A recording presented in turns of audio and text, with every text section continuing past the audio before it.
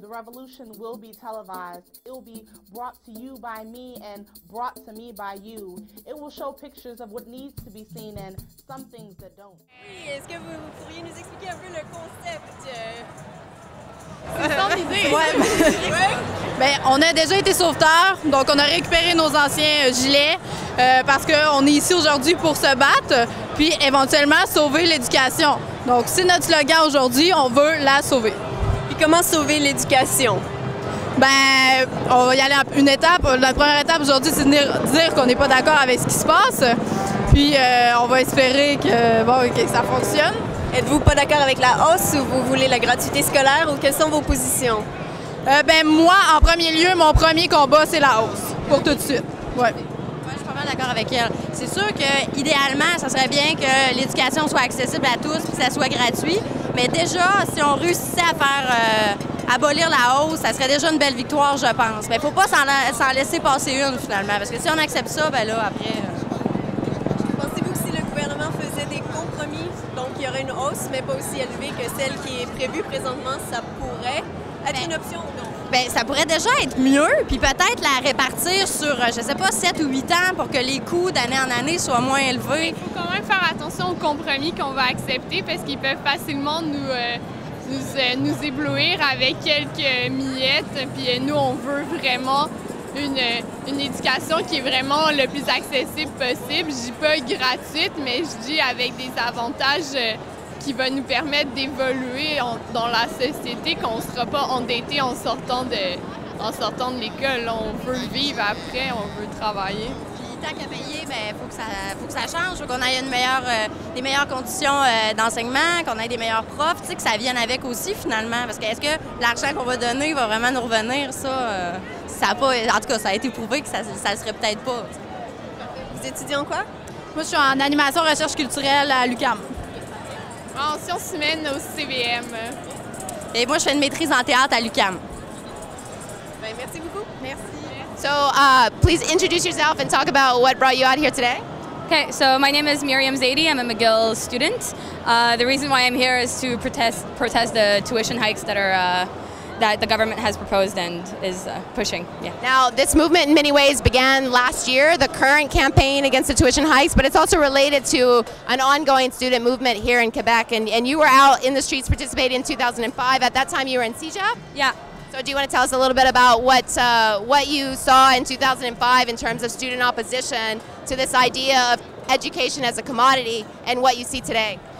Yeah, well, in 2005, we were protesting change to the financial aid system. So it was basically protesting an increased amount of debt instead of bursary, which is a big fight against, an austerity measure, but it wasn't framed as an austerity measure. It was just changing a program for financial aid. Whereas this struggle right here is within the framing of austerity measures, so reducing, increasing fees for every public service, etc., which is what this current government is doing. So also, it's the biggest increase that we've ever had. I was there in 2007 too, and we kind of lost that battle where the defreeze actually happened, and tuition is unfrozen since 2007. But there wasn't a general unlimited strike in 2007, so that's the reason why we probably didn't win, and now we are in an unlimited general strike. And I think also one of the reasons why this is very successful is that the last massive strike was in 2005. In 2005. The last strike before that was in '96, so it was really hard to find people who were still there and who could show people how to organize a strike, etc. So this year we were really more prepared. We knew that this hike was coming 2 years in advance. So this is the result of 2 years of mobilization, and I think this is what's going to make us successful. So you have more than 300,000 students in the streets today. How do you feel about that, being part of the student movement? I feel it's great. It brings tears to my eyes, actually. It's incredible solidarity. It's more than in 2005.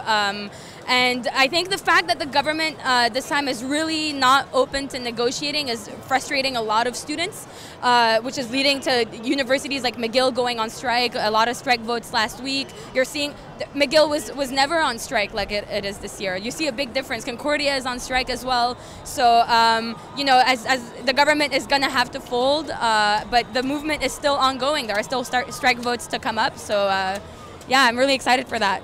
Now let's talk about the climate in general between, I guess, Francophone and Anglophone university campuses. We've seen a major mobilization among campuses clear across the city, including Concordia and McGill University. How do you feel about that in relationship to your participation in previous movements? Is there somewhat of more of a link between the languages today than previous mobilizations? Yes, there is definitely a link. Before, you know, I was there in 2005, 2007. When it came to McGill, it was assumed that McGill would never join a movement or a strike movement, as well as Concordia. It was like, you know, we won't even try. But people tried, and it worked. And I think that's a big difference. There's also CLAS has put a lot more effort this year. CLAS, the large coalition of AC, has put a lot more efforts into élargissement, so enlarging the strike, and they put people to send to these campuses, people who spoke English and could help organize over there. But also it came from within too. I mean, you know, just at McGill there were occupations. CLAS didn't say, you know, go occupy. It was all from inside, and I think that's really different, and it just like gives way more hope because you never assume things, and yeah, that's that. Where's this going for you? Where is this going? March 22nd is not the conclusion of the fight today, so where is this going? I think this is the beginning. I think this is the first protest where everyone who is on strike is joined together, I think this is just the beginning. This turnout is going to give so much hope to so many people. It's going to inspire them. It's going to want to get them more mobilized, and they're gonna want more of this. You know, this is great. Like, why wouldn't you want more of this? Myriam, thank you so much for the interview and also for everything you've done for the movement. Thank you. Thank you. Thank you. Donc, c'est beau de voir que depuis un an, il y a plein de gens qui se mobilisent contre la hausse des frais de scolarité. Par contre, c'est pas la première fois qu'il y a des étudiants qui se mobilisent, puis ça fait partie d'un mouvement étudiant qui remonte à 62. Vous étiez présent en 1996 lors d'une grève générale. Il y en a eu une en 2005, une en 96, puis une aujourd'hui. Vous n'avez pas participé à celle de 2005, mais à celle de 96. Est-ce qu'on peut avoir votre opinion sur quelle est la différence entre celle de 96 et celle d'aujourd'hui? Bien, je pense que la grosse différence, c'est surtout au niveau de la répression. En 96, il y avait vraiment beaucoup les actions des étudiants, c'était beaucoup les occupations. Donc, occuper des bureaux, occuper des ministères, vraiment perturber là où est-ce que les décisions se prennent. Tandis qu'aujourd'hui, ces choses-là sont plus possibles. En 2005, les gens qui ont tenté d'occuper, ils ont vraiment été poursuivis en justice, arrêtés, ils se sont ramassés des casiers judiciaires. Donc, maintenant, aujourd'hui, en 2012, on voit que c'est quelque chose qui a déjà comme un petit peu été laissé de côté, mais ça se passe dans la rue. Encore là, aujourd'hui, en 96, la police n'était pas vraiment présente, surtout pas de la manière qu'elle l'est aujourd'hui, où est-ce qu'elle agit vraiment d'une manière répressive contre les étudiants. Qu'est-ce que vous pensez qui a changé cette mentalité-là au sein du corps policier? Bien, je pense qu'il faut aller voir plus loin que seulement dans le mouvement étudiant. Je pense que c'est peut-être des développements, surtout au niveau de la police de Montréal, qui sont faits avec les années, où est-ce que la police se sentait mal équipée peut-être pour gérer avec toutes ces choses-là. Ils ont vraiment développé des tactiques de pointe, l'encerclement, les arrestations de masse, tout pour décourager les gens d'exprimer dans la rue leur mécontentement, tout pour empêcher les gens d'exprimer leur colère comme il se doit. Malgré la répression policière, il y a quand même une grande mobilisation aujourd'hui. Est-ce que vous trouvez que la mobilisation est plus grande en 2005 qu'elle était en 96 ou en termes du nombre de personnes dans les rues, du nombre de personnes mobilisées, c'est sensiblement la même chose?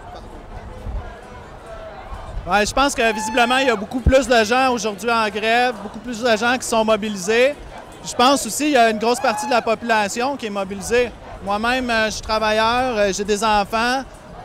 On a déjà eu à subir les hausses, que ce soit les frais pour la santé, les hausses de transport en commun, les hausses de loyer, les hausses de la nourriture, qui sont peut-être pas nécessairement liées au gouvernement Charest, mais qui sont liées à l'état de l'économie présentement.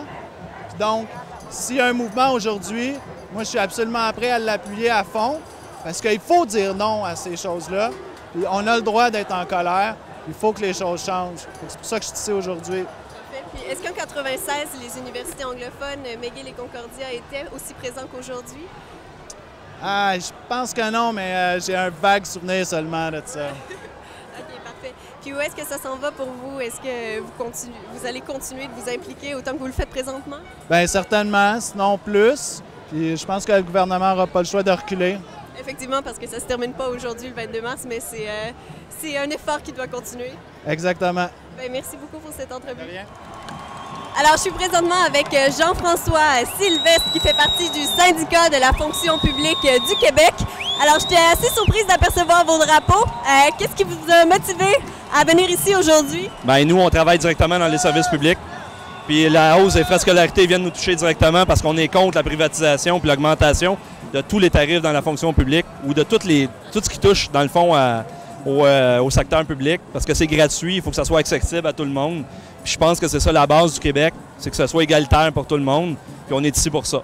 Vous travaillez dans quel ministère?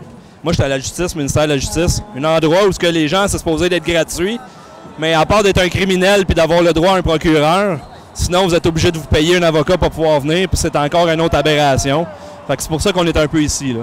Effectivement, non seulement on n'a pas l'accès à l'éducation, mais on n'a pas l'accès à la justice non plus. Exactement, puis sur ce qu'on appelle la justice sociale. Fait que c'est pour ça qu'on est ici aujourd'hui. Puis est-ce qu'il y a une grande polarisation au sein du ministère de la Justice? Non, pas ben, je te dirais non, mais disons que depuis les dernières années, ils ont changé beaucoup leur façon de faire, puis beaucoup les gens y ont accès maintenant en payant. S'ils veulent avoir accès à je vous dirais à n'importe quelle... je vais donner la façon la plus facile. Quand vous voulez poursuivre quelqu'un, 8 000 et moins. Donc, ce qu'on appelle les petites créances, bien, les gens doivent payer de leur poche. Puis la plus grande majorité du temps, ces gens-là, ils n'ont pas les sous parce qu'ils n'ont pas accès à l'aide juridique non plus. Ça ne les aide pas non plus. Vous avez beau être un bas salarié, à moins d'être bien pauvre, sinon vous n'y avez pas accès. Puis encore une fois, c'est encore les plus riches qui y ont accès, sauf qu'ils ne payent pas leur part aux autres non plus, par exemple. Puis dans le ministère de la Justice, est-ce que la plupart des gens sont aussi informés que vous? Est-ce qu'ils se mobilisent autant ou c'est seulement une petite partie des fonctionnaires qui sont ici aujourd'hui? Je vous dirais une petite partie parce que beaucoup vont pas mijoter, mais ils vont plutôt être alentour des juges. Donc ces gens-là, ils ont une façon de voir différente. Ils vivent dans leur monde un peu. Je dirais plutôt c'est une tour d'ivoire. Mais les gens qui vont travailler plus, comme au Palais de justice de Montréal, qui vont travailler plus directement accès avec la population, qui sont à l'aide juridique, qui vont être à la régie des alcools, des courses et des jeux, bien, ces gens-là, oui, ils sont beaucoup plus mobilisés, par exemple, que les gens qui vont être directement travailler dans les bureaux des juges. Là.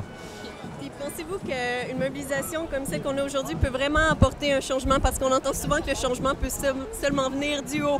Est-ce que vous croyez que ça peut venir du bas? Est-ce que vous croyez que la journée d'aujourd'hui peut changer quelque chose? Bien, moi, je crois que oui, parce que si on se fie à 2005, il y a eu une manifestation de 110 000 personnes, les jeunes, pour la hausse de 103 millions que le gouvernement voulait couper. Ça a pris 53 jours de grève, mais ils ont quand même réussi à gagner leur point puis le gouvernement a reculé.